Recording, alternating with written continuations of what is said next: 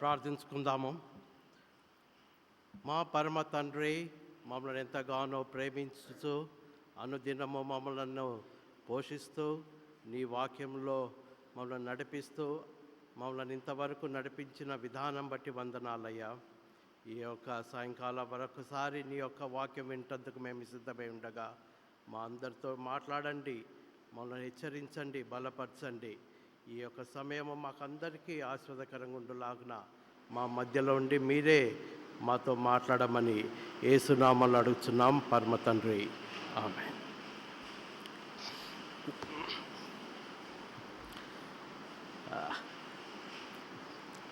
వాక్యం మొదలు పెట్టక ముందు చాలా సంవత్సరాల తర్వాత తెలుగులో మాట్లాడుతున్నాను, వాక్యం పంచుకుంటున్నా.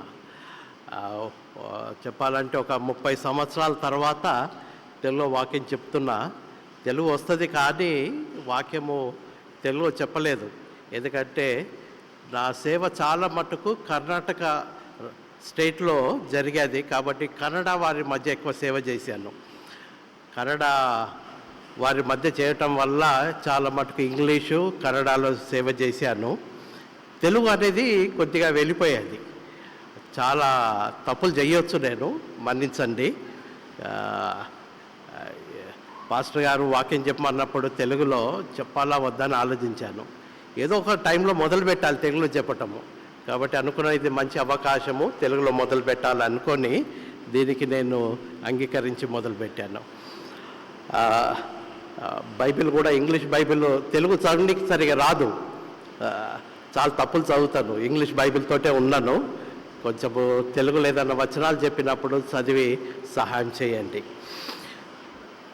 నేటి దినపు అంశము ఓవర్కమింగ్ టెంప్టేషన్, శోధనలు జయించుట. దానికి చదవబడిన 2 పాఠాలు కూడా మనకెంతో సహాయం చేస్తాయి. అందులో ముఖ్యంగా నూతన నిబంధన పాఠం మనకెంతో సహాయం చేస్తుంది. మత్తయి సువార్త 4:1-11 వచనాలు అక్కడ యేసు ప్రభు వారు ఏ విధంగా శోధనను జయించాడో మనకి చూపిస్తుంది. శోధన అనేది మనకి అనుదినము అనుక్షణము కనబడుతూనే ఉంటుంది. కొన్నిసార్లు మనము దాన్ని కనిపెడతాము, తెలుసుకుంటాము. కొన్నిసార్లు మనకు తెలియదు అది శోధన అనేసి. తర్వాత తెలుసుకున్నాక బాధపడతాము, అయ్యో ఇది ఎందుకు జరిగేది, నేను ఇందులో ఎందుకు పడిపోయాను శోధన అనేసి. అయితే ఈ యొక్క సాయంకాలం వేళ మనము ఈ శోధనలు మనకు వచ్చినప్పుడు ఏ విధంగా జయించాలనేది మనం నేర్చుకుందాము. ఈ యొక్క పాఠ భాగం నుంచి 3 సంగతులు నేను చెప్పదలుచుకున్నాను ఈ యొక్క సాయంకాలం. మొదటిది, we need to learn how to fight with the temptations. శోధనలు జయించాలంటే దానితోటి ఏ విధంగా ఎదిరించాలి అనేది చూడాలి. ఆ మొదటి దానికి ఇక్కడ ఏం చూస్తున్నామంటే, యేసు ప్రభువుకి శోధన వచ్చినప్పుడల్లా ఆయన వాక్యాన్ని వాడాడు. మనము మొదటి శోధన చూసినట్లయితే 3వ వచనం నుంచి, ఆ శోధకుడు ఆయన ఎద్దకు వచ్చి, నీవు దేవుని కుమారుడివైతే ఈ రాళ్ళు రొట్టెలగునట్లు ఆజ్ఞాపించుమనెను. అందుకు ఆయన, మనుషుడు రొట్టె వలన మాత్రము కాదు కానీ దేవుని నోట నుండి వచ్చు ప్రతి మాట వలన జీవించునని రాయబడి ఉన్నదనెను. రాయబడి ఉండెను అనేది మనకి 4 సార్లు కనబడుతుంది ఈ 11 వచనాల్లో. ప్రతి శోధన వచ్చినప్పుడు యేసు ప్రభు వాక్యం చేత ఎదిరించాడు. అది కూడా ఏ విధంగా ఎదిరించాడంటే, ఆయన పాత నిబంధనలో ఈ విధంగా రాయబడి ఉంది కాబట్టి దీని ప్రకారం నేను ఉండదలుచుకున్నానని చెప్తాడు. 4 3 సార్లు యేసు ప్రభు వాడతాడు, ఒకసారి సాతాను వాడతాడు. అది మనం తర్వాత చూద్దాం అది ఏ విధంగా వాడాడన్నది. The first thought is a written word of God. యేసు ప్రభు ప్రతి శోధనని రాయబడిన వాక్యం చేత ఎదుర్కొన్నాడు. ఉదాహరణకి ఆయన అన్న మాట, మనుషుడు రొట్టె వలన మాత్రము కాదని దేవుని నోట నుండి వచ్చు ప్రతి మాట వలన జీవించాలని రాయబడి ఉన్నదని చెప్పినది ఎక్కడ కనబడుతుంది అంటే మనకి ద్వితీయోపదేశ కాండము 8వ అధ్యాయము 3వ వచనంలో కనబడుతుంది. ఏ సందర్భంలో కనబడుతుంది అంటే ఇశ్రాయేలు జనాంగము 40 సంవత్సరాలు ప్రయాణం చేసి కానాను దేశం ప్రవేశించటానికి సిద్ధమవుతున్న సమయంలో మోషే ద్వారా రాయబడిన గ్రంథము ద్వితీయోపదేశ కాండము. అందులో దేవుడు ఇశ్రాయేలుకి ఏమి గుర్తు చేస్తున్నాడంటే, ఓ ఇశ్రాయేల్ జనాంగమా, 40 సంవత్సరాలు మిమ్మల్ని ఏ విధంగా నడిపించానో అది మీరు గుర్తు చేసుకోండి అని చెబుతూ ఒక 8వ అధ్యాయంలో ఏమంటాడంటే, మీకు ఆకలి చేయటానికి ఆకలి అవ్వాలని చెప్పేసి మిమ్మల్ని టెస్ట్ చేశాను, పరీక్షించిన తర్వాత మీకు మన్నాను ఇచ్చాను. ఎందుచేతంటే మనుషుడు రొట్టె వల్ల కాదు, దేవుని వాక్యం వల్ల జీవిస్తాడని చెప్పటానికి. వారికి ఈ 40 సంవత్సరాలు అద్భుతంగా మన్నా చేత పోషిస్తాడని దేవుడు తెలుసు. కానీ దానికంటే ముఖ్యము, ఈ మన్నా కంటే ముఖ్యము దేవుని వాక్యం అని చెప్పటానికి అక్కడ ఆ సందర్భంలో రాయబడి ఉన్నది. అది యేసుప్రభు కోట్ చేసి చెప్తుంటాడు, ఇట్ ఈస్ రిటర్న్. అది ఇప్పుడు నేను వాడుతున్నాను, అదే మాట మీద నేను ఉంటానని చెప్తున్నాడు. It is a written God's word. We are a blessed people, we got a written God's word. అసలుకి ఇజ్రాయిల్ వారికి మోషే ఈ 40 సంవత్సరాలు వారితో ప్రయాణం చేస్తున్నప్పుడు వాక్యం చెప్పిందల్లా రాయబడి ఎక్కువ లేదు, అది నోటి మాట వల్లనే ఉండేది. చాలా సంవత్సరాల తర్వాతనే అది రాయబడింది. అయితే వారు కేవలం విని దాని ప్రకారం జీవించాల్సి వచ్చిన ఛాలెంజ్ వాళ్ళకి. ఎప్పుడైతే వాక్యం రాయబడి ఉన్నదో అప్పుడు కూడా అన్ని కాపీస్ లేవు, ఏదో 1-2 కాపీస్ ఉండేటివి. ఆ 1-2 కాపీస్ అందరికీ యాక్సెస్ ఉండేది కాదు. అందరూ కూడా దాన్ని ముట్టుకొని చదవగలిగేవారు కాదు. యాజకులు, ప్రత్యేకింపబడిన వారు మాత్రమే దాన్ని చదివి వినిపించేవాళ్ళు. వారు విని దేవుని వాక్యం గ్రహించి దాని ప్రకారం జీవించారు. కానీ రోజులు గడిచిన తర్వాత దేవుడు మన కొరకు వాక్యాన్ని రాసి మన చేతిలో ఉంచాడు. It's a written word of God. We are a blessed people to have a written word of God. Not only it's a written word of God, ఇది మన భాషలో రాసి తర్జుమా చేయబడి మనకు అందించాడు. ఎందుచేత అంటే ఒకవేళ అప్పుడు మోషే వాళ్ళు రాసిన భాషలోనే ఉండి ఉన్నట్లయితే అది హిబ్రూ భాష. అది ఇప్పుడు మనం చదవాలంటే ఇప్పుడు నేర్చుకోవాల్సి వచ్చేది, అది ఇంకా కష్టమయ్యేది మనకి. కానీ దేవుడు వాక్యం మనకి చాలా అవసరము. దేవుని వాక్యం చేతనే మనం జీవించాలి. కాబట్టి ఆయన వాక్యమని మన భాషలో మనకు అందుబాటులో ఉండేటట్టు దాన్ని మలచి మనకి దయచేశాడు. We are a blessed generation. ఇప్పుడు ఎలా ఉందంటే మన జనరేషన్ను అన్నీ, నేను యవనస్తునిగా ఉన్నప్పుడు బైబిల్ కొనాలంటే చాలా ఖరీదు, చాలా కష్టపడి కొనుక్కునేవాడిని. బైబిల్ ఉన్న పైసల్ని ఇక్కడ అక్కడ పోగు చేసి కొనుక్కోవాల్సి వచ్చే పరిస్థితి అది. ఒక బైబిల్ కొనుక్కుంటే అది చాలా సంవత్సరాలు వాడాలి. ఈ రోజులు ఎలా ఉందంటే మనకి చాలా తక్కువ ధరలో మనకు అందుబాటులో ఉంటుంది. బైబిల్ చీప్ అవ్వలేదండి, కానీ చాలామంది ఆ విధంగా మనకు అందుబాటులో ఉండేటందుకు కాంట్రిబ్యూట్ చేస్తున్నారు, ఫండింగ్ చేస్తున్నారు. కాబట్టి ఆ విధంగా మనకి తక్కువ ధరలో బైబిల్ దొరుకుతుంది. నేను రీసెంట్గా చైనాకి వెళ్ళాను, బైబిల్ ఎక్కడ ముద్రిస్తున్నారో చూద్దామనేసి. ఆ ప్రాంతంలో ఉన్నప్పుడు ఈ బైబిల్ యొక్క ధర వాళ్ళని అడిగాను. బిబ్లికా అనే సంస్థ వారు NIV బైబిల్ అక్కడ చైనాలో ముద్రిస్తుంటారు. వారు ఎంత వెల చెల్లిస్తున్నారంటే ఒక బైబిల్కి 10 times more than what we pay. 10 రెట్లు ఎక్కువ మనము చెల్లించేదానికి వాళ్ళు చెల్లిస్తున్నారు.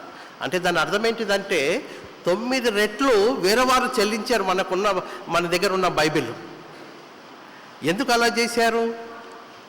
దేవుడు ప్రేరేపిస్తున్నాడు కాబట్టి ఆ విధంగా కాంట్రిబ్యూషన్ రావటము, మనకి తక్కువ ధరలో బైబిల్ చేతికి రావటము. అదే ట్రాన్స్లేషన్ కూడా అంత తేలికైనది కాదు, చాలా కష్టమైనది. మన భారతదేశంలో విలియం కేరీ గారు బ్రిటిష్ నుంచి, ఇంగ్లాండ్ నుంచి ఇండియాకి వచ్చి ఆయన సేవ చేస్తున్న రోజుల్లో బైబిల్ మనకు అవసరమని ఆయన ఎన్నో భాషల్లో తర్జుమా చేశాడు కానీ ప్రింట్ చేయలేకపోయాడు. చాలా కష్టంగా ప్రింటింగ్ ప్రెస్ని తెప్పించుకొని ప్రింట్ చేద్దామని మొదలుపెట్టినప్పుడు, ఆయన ఏదో పని మీద దూరంగా ఉన్నప్పుడు ప్రింటింగ్ ప్రెస్ మొత్తం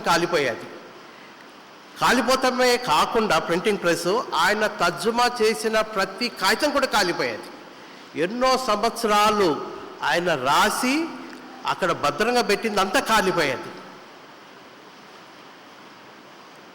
ఆ విషయం విన్నాక ఆయన చాలా బాధపడి, చాలా డిస్కరేజ్ అయ్యి, ఇక మళ్ళీ ఇంకోసారి పని చేయగలుగుతానా, ఇంత కష్టము అయిన పనిని మళ్ళా నేను చేయగలుగుతానా అనుకొని ఉన్నప్పుడు దేవుడు మళ్ళీ అతన్ని ప్రేరేపించి మళ్ళీ అతని ద్వారా తర్జుమా చేయించాడు. It is not just a book in our hand, it is God who work behind it and brought it and kept in our hand. ఇది ఆస్వాదింపబడిన గ్రంథం మన చేతిలో ఉంచున్నది. ఎందుకు ఇచ్చాడు ఈ గ్రంథాన్ని? ఎందుకు ఇచ్చాడంటే ఇది మన అనుదిన జీవితానికి ఎంతో అవసరము. ఆహారము అనుదినం మనకు ఎంత అవసరమో ఈ వాక్యము కూడా అంత అవసరము. మనుషుడు రొట్టె వల్లనే కాకుండా, రొట్టె ఎంత అవసరమో దాని వల్లనే కాకుండా దీనివల్ల జీవిస్తాడని చెప్పడానికి సాదృశ్యం. ఈ వాక్యమును మనం అనుదినము పాటించాలి, అనుదినము చదవాలి, దీన్ని మనము అనుదినము మెడిటేట్ చేయాలి. ఆ విధంగా చేయటం వల్ల మనకి ఏ శోధన వచ్చినా సరే ఈ వాక్యము మనకి సహాయం చేస్తుంది. అందుకే ఈ వాక్యానికి ఒక మంచి పేరు పెట్టాడు దేవుడు, 2 అంచుల ఖడ్గము. It is a sword. Ephesians 6 chapter, ఎఫీసీయులకు 6వ అధ్యాయము చదివినట్లయితే అక్కడ మనమందరము సైనికులము, ఈ లోకంలో ఏ విధంగా పోరాడాలో అని చెబుతూ ఈ సైన్యానికి కావాల్సినవి అన్నీ ఎక్స్ప్లెయిన్ చేస్తూ వచ్చి ఖడ్గం గురించి చెప్తున్నప్పుడు ఆయన ఏమనంటే దేని వాక్యమే ఖడ్గము, దీని ద్వారానే మీరు జయించగలుగుతారు అని చెప్పాడు. This is sword of word of God. This is a sword, double edge sword. సాతానుడు మనకి వచ్చి ఏదైనా శోధించినప్పుడు వానిపైన యుద్ధం చేసి పోరాడి గెలవాలంటే ఈ వాక్యం చాలా అవసరము. టు ఓవర్కమ్ టెంప్టేషన్ ఒక పద్ధతి ఏంటిదంటే గాడ్స్ వర్డ్. ఇది మన చేతిలో పెట్టడానికి కారణం ఏంటిదంటే ఇది మనకి ఆయుధము. దీని ద్వారానే మనం శోధనని గెలుచుకుంటాము, శోధనని జయిస్తాము. చాలామంది వింటుంటాను, నేను చాలామంది చెప్పటము, నేను 5 సార్లు చదివాను, 10 సార్లు చదివాను దేవుని వాక్యం అంటుంటారు. వాళ్ళ గురించి కొంతమంది 20 పైన సార్లు చదివానని చెప్పిన వాళ్ళని చూసి నేను ఆశ్చర్యపోయాను. ఎంత కమిట్మెంట్ ఉంది వీళ్ళు, అంతగా శ్రద్ధ కలిగి చదివారనేసి. I appreciate. మీరు ఒకవేళ 5 సార్లు, 10 సార్లు, 20 సార్లు చదివితే రియల్లీ ఇట్ ఈస్ గ్రేట్. కానీ కేవలం చదవటం వల్ల మనకేం లాభం లేదు. దాన్ని ఏ విధంగా ఉపయోగించాలో అని తెలిసి ఉండాలి. చదివి మర్చిపోయామనుకో ఆ యొక్క టూల్ని ఎట్లా యూజ్ చేస్తున్నామో మనకు తెలియదు. కానీ ఎప్పుడైతే దాన్ని ఉపయోగించడం నేర్చుకుంటామో అప్పుడే మనము సాతాను పైన జయించగలుగుతాము. చదవటం ఒక వంతు, చదివింది ఏ విధంగా ఉపయోగించుకోవటం అనేది 2వ వంతు. అది చాలా ముఖ్యము. ఈ యొక్క సాయంకాల నేను మీకు ఎంకరేజ్ చేసేది ఏంటిదంటే learn to use his word. It has a power in it. 2 అంచుల ఖడ్గము. దీని ద్వారా మీరు జయించగలుగుతారు ఏ శోధన వచ్చినా సరే. How to use it is a very skill thing. వాక్యాన్ని ఉపయోగించుకొని. 2వ సంగతి, వాక్యాన్ని ఉట్టిగా ఇలా మాట్లాడి ఆ వాక్యాన్ని నాకు తెలుసు కదా అనేసి సాతాను ముందు అది వాడామనుకో సాతానికి మనకంటే ఎక్కువ తెలుసు వాక్యము. అందుకే 2వ శోధనకి రండి, అక్కడ కనబడుతుంది 5వ వచనం. అంతటా అపవాది పరిశుద్ధ పట్టణమునకు ఆయనను తీసుకొని పోయి దేవాలయము శిఖరమున ఆయన నిలవబెట్టి, నీవు దేవుని కుమారుడవైతే క్రిందికి దూకుము, ఆయన నిన్ను గూర్చి తన దూతలకు ఆజ్ఞాపించును, నీ పాదం ఎప్పుడైనను రాతికి తగలకుండా వారు నిన్ను చేతులతో ఎత్తుకొందురు అని రాయబడి ఉన్నదని ఆయనతో చెప్పాను.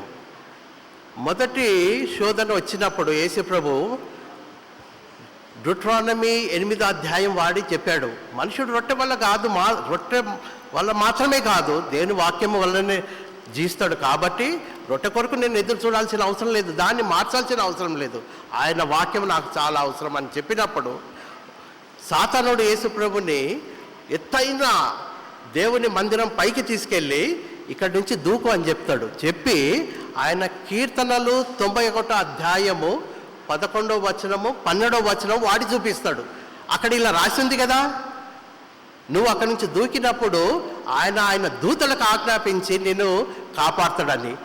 ఒకసారి దూకి చూడు రాదు, నిజంగా కాపాడుతాడో లేదో అనేసి. Satan has quoted scripture to Jesus. సామెతలు 91, 11, 12 వాడి చూపించాడు. Even Satan also knows it. సాతాను కూడా తెలుసు మన వాక్యాలన్నీ కూడా. అయితే మనం ఉట్టిగా అలా వాడినట్లయితే సాతానుకి అది ఏది కూడా ఏమవ్వదు. కానీ దాని అర్థం తెలుసుకొని దాంట్లో జీవిస్తూ మనం వాడినట్లయితే అది ఒక పెద్ద వాడికి వెపన్గా కనబడుతుంది. చదవటమే కాదు, మనము దాని ప్రకారము జీవిస్తున్నప్పుడే దాని యొక్క లోతేందో మనకు తెలుస్తుంది. నేను కొత్తగా రక్షింపబడినప్పుడు ఈ వాక్యము ఇంత పవర్ ఉంటుందా, దీన్ని నేను తెలుసుకోవాలని చాలా ఆశ కలిగి ఏం చేశానంటే, నా యొక్క way of reading scriptures and applying scriptures ఈ విధంగా ఉండేను. ఉదయాన్నే లేచి ఒక అధ్యాయం చదివి, ప్రభా ఈ అధ్యాయము ఏమైందో నేను అనుభవించాలి, దీంట్లో ఉన్న శక్తి ఏందో నేను తెలుసుకోవాలి అని ప్లాన్ చేసుకొని ఆ దినమెల్లా దాన్ని ధ్యానిస్తూ దీని యొక్క అర్థం ఏంటిది, దీని యొక్క శక్తి ఏంటిదో తెలుసుకోవటానికి చాలా ప్రయత్నించేవాడిని. ఓ మంచి వాక్యం నాకు ఎప్పుడు కూడా గుర్తొస్తుంటుంది, యెహోవా ఉత్తముడని రుచి చూడకుండా చెప్పలేమండి. ఇది ఎంత తీయగుంది, ఇది ఎంత కారం ఉందని రుచి చూసి చెప్పాలి. అది రుచి చూస్తేనే మనం ఎగ్జాక్ట్గా చెప్పగలుగుతాము, ఇది ఇంత తీయగుంది, ఇది ఇంత ఈ విధంగా ఉంది అనేసి. అదేవిధంగా దేవుని వాక్యము కూడా, దేవుడు వాక్యమై ఉన్నాడు కాబట్టి ఆయన ఎంత ఉత్తముడై ఉన్నాడో అది తెలుసుకోవాలంటే దాన్ని అప్లై చేయాలి, అప్లై చేసి చూడాలి. అది నా యొక్క మొదటి దేవుని శిష్యుడిగా మొదలుపెట్టిన ధ్యానము. అది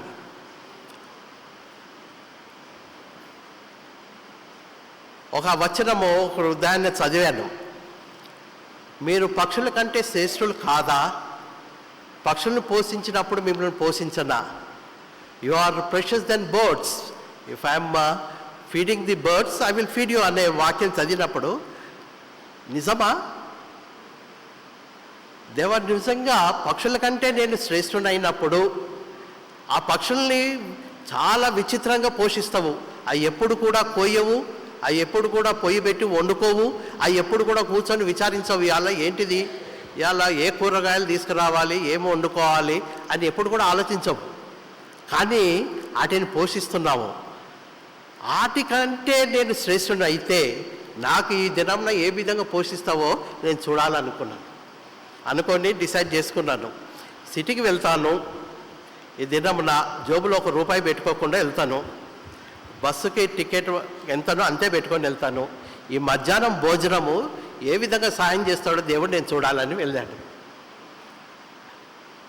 ఆశ్చర్యరీతిగా ఒక స్నేహితుడు చాలా రోజుల తర్వాత కనబడి, అరే ఇక్కడ ఏం చేస్తున్నావు అనేసి మనం కలిసి భోజనం చేద్దాం కదా అని తీసుకెళ్ళి భోజనం పెట్టి పంపించాడు.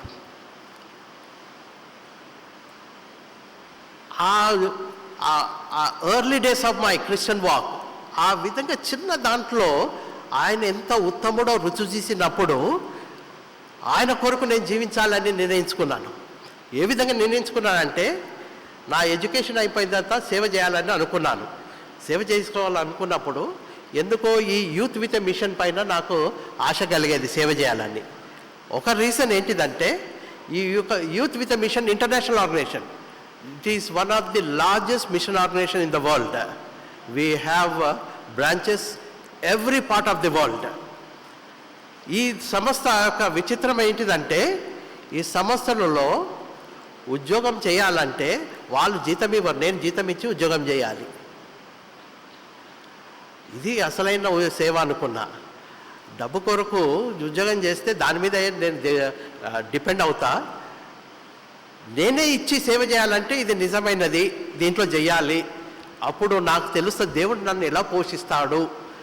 ఆ రోజున మొదటి దినమున నేను పక్షుల కంటే శ్రేష్ఠుడు అని చెప్పినప్పుడు, ఆ విధంగా అడిగినప్పుడు, పోషించినప్పుడు ఈ సేవలు నన్ను ఎలా పోషిస్తాడో నాకు తెలుసు. కాబట్టి ఇందులో జాయిన్ అవ్వాలని జాయిన్ అయ్యాను.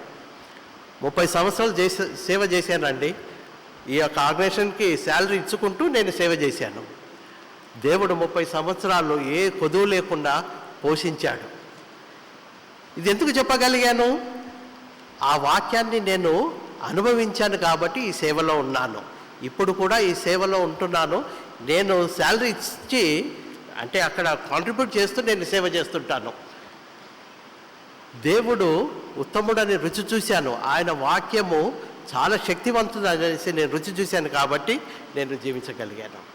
చదవటమే కాదు, దాన్ని మనము ప్రాక్టికల్ అనుభవించినప్పుడు దాని యొక్క పవర్ ఏందో మనకు తెలుస్తుంది. దాన్ని ఏ విధంగా వాక్యాన్ని ఉపయోగించాలో మనకు తెలుస్తుంది. శోధనని జయించాలంటే ఈ వాక్యం ఎంతో అవసరం కాబట్టి మన చేతిలో పెట్టాడు. దీన్ని చదవాలి, దీన్ని అర్థం చేసుకోవాలి, దీన్ని మన జీవితంలో ప్రాక్టికల్గా అనుభవించాలి. అప్పుడు దీన్ని ఎలా వాడాలో మనకు తెలుస్తుంది. It is a written word of God that God has given to us. So we need to learn how to use this written word of God as a sword of God to overcome temptation. ఇది మొదటిది. శోధనను జయించడానికి మనకున్న ఆయుధము దేవుని వాక్యము. రెండవది, శోధనను జయించడానికి రెండవది, ఎవరన్నా నాకు 1 కొరింథీ 6వ అధ్యాయము 18వ వచనం చదివి సహాయం చేయండి.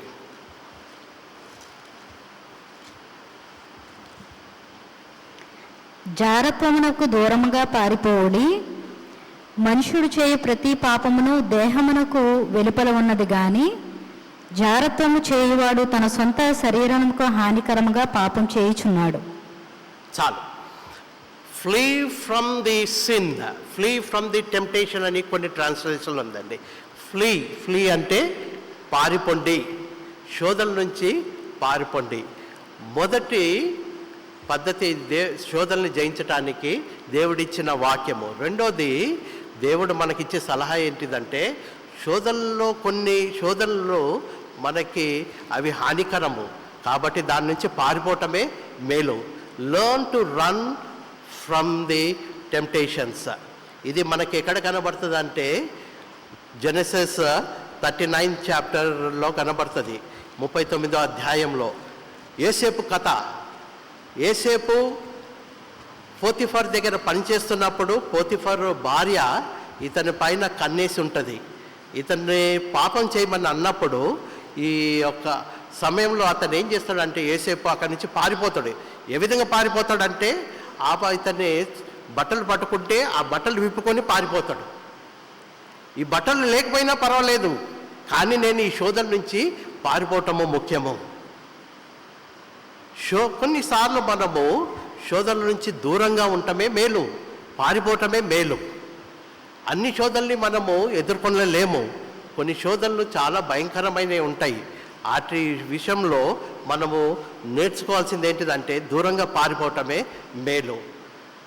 వి need to have that kind of discerning spirit. వివేచన జ్ఞానం కలిగి ఉండాలి. ఈ శోధన నేను జయించలేను అని తెలిసినప్పుడు మనం దాని నుంచి పారిపోవటమే మేలు.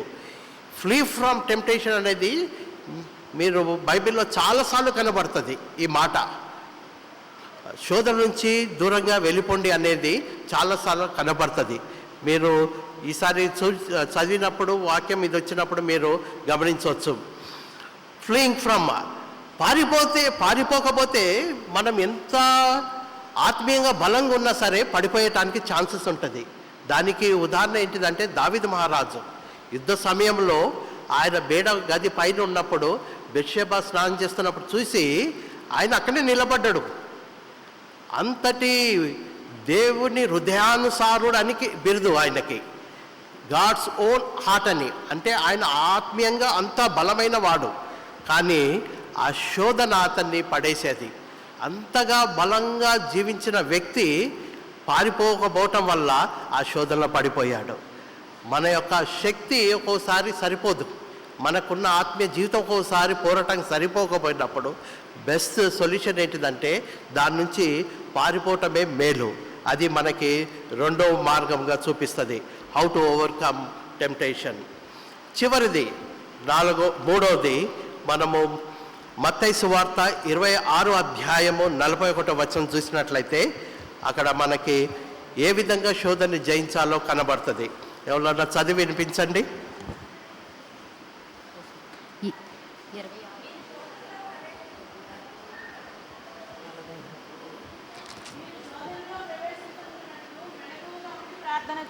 ఆ శోధనలో ప్రవేశించకుండానట్లు మీరు మెలకుగా ఉండి. మూడో సోర్స్ మనకి శోధన జయించడానికి ప్రార్థన జీవితము. మనము మెలకువగా ఉండి ప్రార్థనలు చేయాలి. మెలకువగా ఉండాలంటే బీ అలర్ట్, అది దాని అర్థం. Be alert. అనుదినము మనము శోధనని ఎదుర్కొంటాము కాబట్టి మనము అలర్ట్గా ఉండాలి. దాంతోపాటు మన యొక్క ప్రార్థన జీవితం చాలా అవసరము.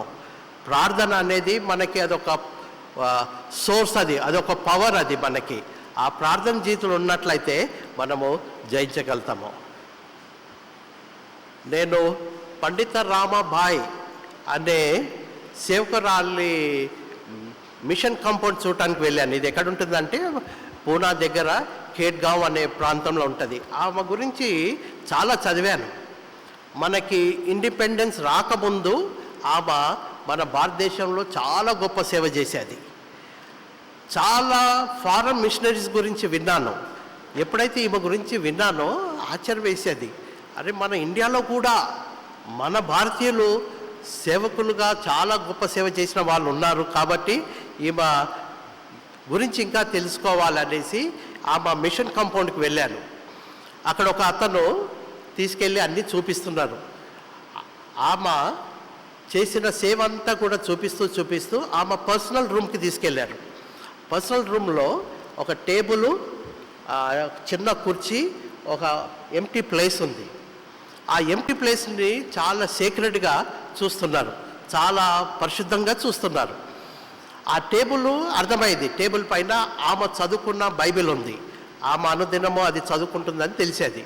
కానీ ఎంటీ ప్లేస్ అంతగా ఎందుకు అంత పరిశుద్ధంగా చూస్తున్నారు అనేసి అతను అడిగినప్పుడు ఆమె రోజుకి 4 నుంచి 5 గంటలు అక్కడ మోకరించి ప్రార్థన చేసేదంట.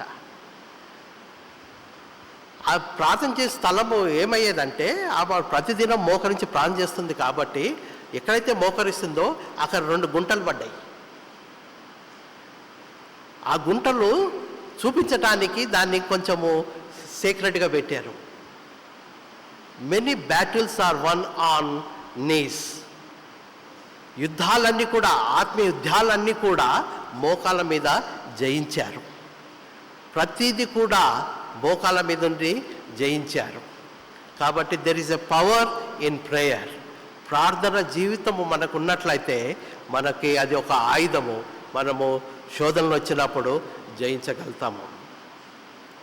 ఈ యొక్క అంశము ఓవర్కమింగ్ టెంప్టేషన్, శోధనని జయించటము, అది ఎలా అనేది ఈ యొక్క సాయంకాలం వేళ నేను 3 సంగతులు చెప్పాను. ఒకటి, యూజ్ గాడ్స్ వర్డ్, దేవుని వాక్యాన్ని ఒక ఖడ్గముగా వాడుకోవాలి. రెండోది, be aware and run away from temptation. కొన్నిసార్లు జ్ఞానయుక్తముగా శోధన నుంచి మనము దూరంగా వెళ్ళిపోవటము మేలు. మూడవది ప్రార్థన జీవితము. మన యొక్క ప్రార్థన జీవితము మన మోకాలు ఎంతగైతే మనకి బెండ్ అయి ఉంటాయో అంతగా శోధనల ముందు మనము గట్టిగా నిలబడతాము. May God bless you with this thoughts and help you to overcome every temptation that you come. Every day when you face this temptation, may His word remind you and help you to overcome. ప్రార్థన చేసుకుందాం. మా పరమ తండ్రి, నీ వాక్యం మా చేతిలో పెట్టినందుకు వందనాలయ్యా. ఈ వాక్యము మాకు ఒక ఖడ్గముగా ఇచ్చినందుకు, మా ఎదురుపడే ప్రతి శోధనని జయించటందుకు మా చేతిలో ఉన్న ఈ ఖడ్గాన్ని ఏ విధంగా ఉపయోగించాలో ఈ దినాన్న మాకు మరొకసారి జ్ఞాపం చేసుకున్నందుకు వందనాలు. మా తండ్రి, ఈ యొక్క వాక్యాన్ని మేము ఉపయోగించుకున్నందుకు సహాయం చేయండి. అదేవిధంగా మా తండ్రి, జ్ఞానము కలిగి శోధనలు ఏ విధంగా ఉంటాయో కొన్నిసార్లు మాకు తెలియదు కాబట్టి నీ యొక్క వివేకం చొప్పున మేము దూరంగా పారిపోవటానికి కూడా మాకు జ్ఞానం దయచేయండి. ప్రార్థన జీవితము అలాంటి మోకాలు వంగి మేము యుద్ధంలో నిలబడులాగిన సహాయం చేయమనేసి యేసుక్రీస్తు నామములో ప్రార్థించి వేడుకుంటాం పరమ తండ్రి.